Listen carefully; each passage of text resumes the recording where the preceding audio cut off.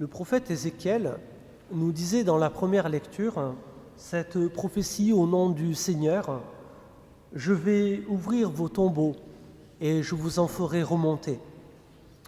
En entendant cela, on peut se dire que le prophète parlait d'une manière imagée, de manière métaphorique, peut-être pour nous annoncer les épreuves que nous pouvons rencontrer dans notre vie, qui quelquefois peuvent être une occasion de chute ou de descente. Et puis après, nous savons bien, il y a des périodes de remontée, comme pour le deuil par exemple. Ça peut être une image de nos échecs aussi, et de toutes les difficultés que nous pouvons rencontrer durant notre existence sur la terre. Mais quand nous entendons ce que nous avons entendu dans l'Évangile, on n'est plus appelé à interpréter la parole d'Ézéchiel comme une image ou une métaphore, mais cette prophétie qu'il a annoncée, dont on ne sait pas vraiment quand est-ce qu'elle est censée se réaliser, eh bien nous voyons bien qu'avec Jésus et Lazare, c'est là, c'est le moment.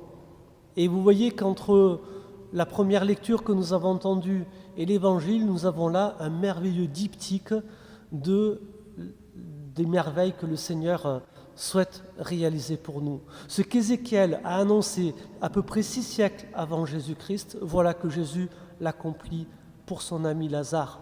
Lazare, viens dehors. Voilà, je vous ferai sortir de vos tombeaux, j'ouvrirai vos tombeaux et je vous en ferai remonter. Nous avons là une magnifique accomplissement de cette prophétie en Jésus-Christ pour Lazare.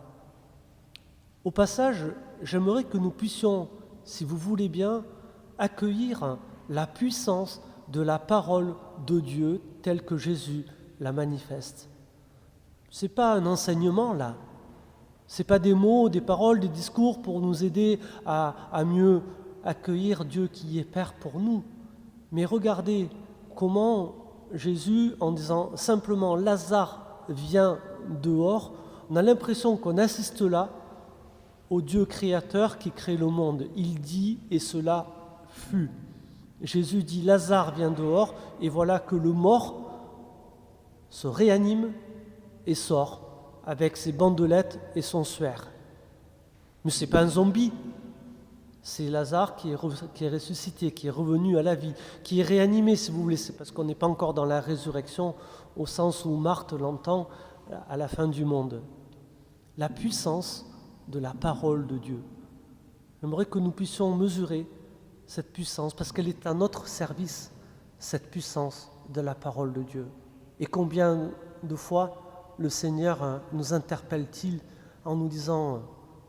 Je ne vais pas vous dire tous vos prénoms à vous, vous êtes un peu nombreux, je ne les connais pas tous. Sors, viens dehors. Quand nous accueillons aussi ce passage de la parole de Dieu, bien sûr nous avons une image de la résurrection telle que le Christ va le vivre. Et nous voyons qu'il y a là un fort accomplissement des Écritures. Imaginez tous les Juifs qui étaient là, les apôtres, les disciples, Marthe et Marie, qui avaient cette culture biblique, qui connaissaient le livre d'Ézéchiel et qui assistent à ça. C'est quand même quelque chose de merveilleux pour eux, de voir que les Écritures s'accomplissent. Jésus est là pour accomplir les Écritures. Il nous le dit, pas un seul trait, pas un seul iota de la loi, de l'Écriture ne sera retranché. Nous avons là une magnifique illustration de cet accomplissement des Écritures. Cela s'adresse aussi à notre foi. Vous avez remarqué au passage toute la délicatesse, je n'ai pas lu le récit complet, de la manière dont Jésus va accompagner la foi de Marthe, peut-être plus particulièrement, mais aussi la foi de Marie, la foi de ses disciples et la foi des Juifs qui sont venus soutenir Marthe et Marie. Ce compagnonnage, nous commençons à devenir familiers, puisque nous l'avons retrouvé, vous vous rappelez, le 3e dimanche, avec cette femme de Samarie, comment Jésus, en discutant avec elle, dans le dialogue qu'il va développer, va permettre à cette femme d'accéder à la foi. Nous avons entendu ça dimanche dernier, avec cet aveugle de naissance qui est guéri lui aussi, et comment aussi il va accéder à la foi en accueillant ce signe, cette guérison de sa cécité. Aujourd'hui encore, nous voyons ce compagnonnage de Jésus qui prend patience, qui nous prend comme nous sommes, avec là où nous en sommes de notre foi, et qui nous aide à cheminer, qui nous aide à accueillir cette réalité de la vie que lui-même est venu apporter à notre monde. Alors, nous sommes le 5e dimanche du temps de Carême.